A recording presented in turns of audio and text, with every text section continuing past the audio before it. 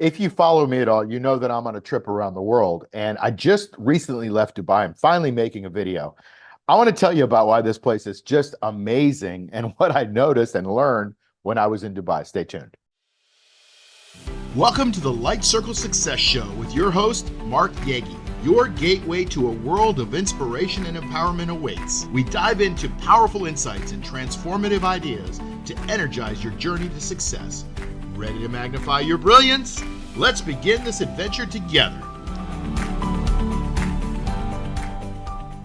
Well, let's start with how awesome the place is. I'm going to give you 7 / maybe 10 reasons why I think Dubai was just an amazing part of my trip. You might be interested in the fact that there's no politics, there's no crime, and there's no income tax. So, this has been in a royal family, okay, for centuries, basically.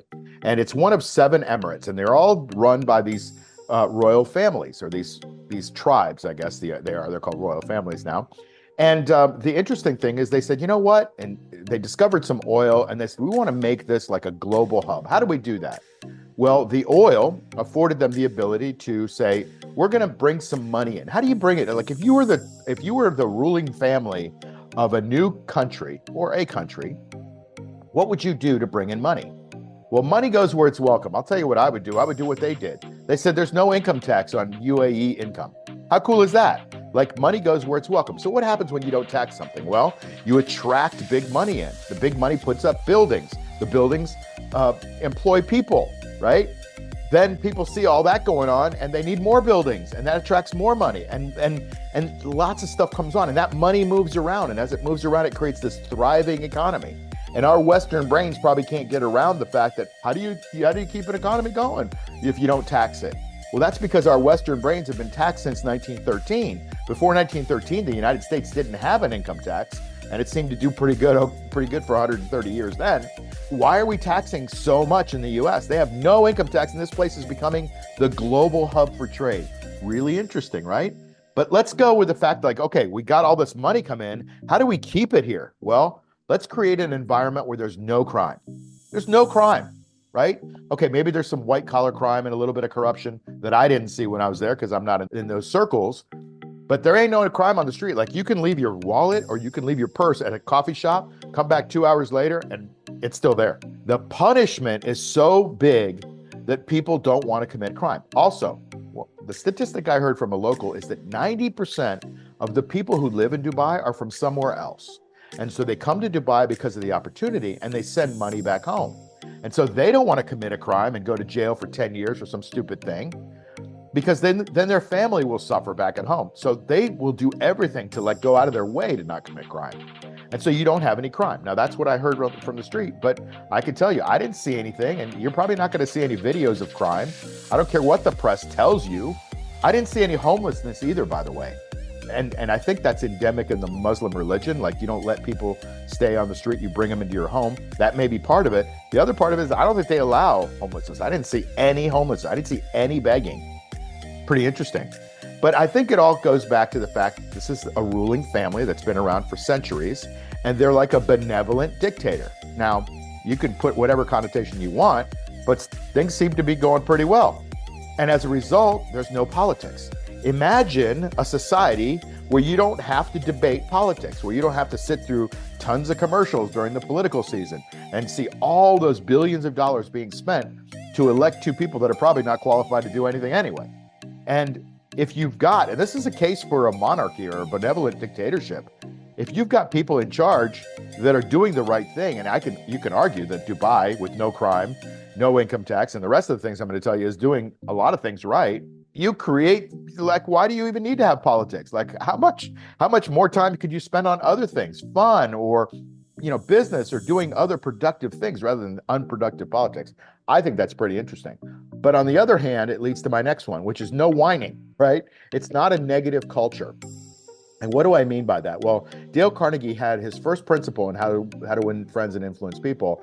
And it says, don't criticize, condemn, or complain. Well, these people took it to heart. And you're really not allowed to criticize, first of all, the ruling party, ruling family. And you're not allowed to criticize other people. You're not allowed to criticize business. You're not allowed to troll people. You're not allowed to be negative. how much positivity in the world would we have if you're not allowed to be negative, if it's like the culture to be positive? In fact, they're so committed to that they have a department of happiness, right? We have a department of labor, right? They got a department of happiness. And so pretty interesting, right? They don't have a lot of whining and negativity in their culture, at least from what I could see. When you travel, you open up your eyes, and my eyes are certainly open. Now, the next one is that everyone is accepted. So you can walk down the street and you'll see people in burqas, and right next to somebody walking down the street in a miniskirt, right? There's none of this thing where it's Sharia law and they're going to oppress women and throw them off of the top of the buildings. None of that stuff that the press is making you think is there, right? It may be somewhere else in the Muslim world, in the Arab world, I don't know, but it isn't there. And so everyone is accepted. All the religions are accepted, and they all live in peace and harmony, and kumbaya, right? And so there's not all this divisiveness and there's no negativity.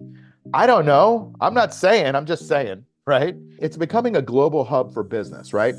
And so, like I mentioned with the income tax and the no crime, all of that leads to money wanting to be there. That creates other people that want to bring money there because there's opportunities. There's movers and shakers there. There's real estate developments. You can't swing a dead cat without hitting a crane that's putting up a new skyscraper there. It's awesome. The architecture is unbelievable if you like big buildings.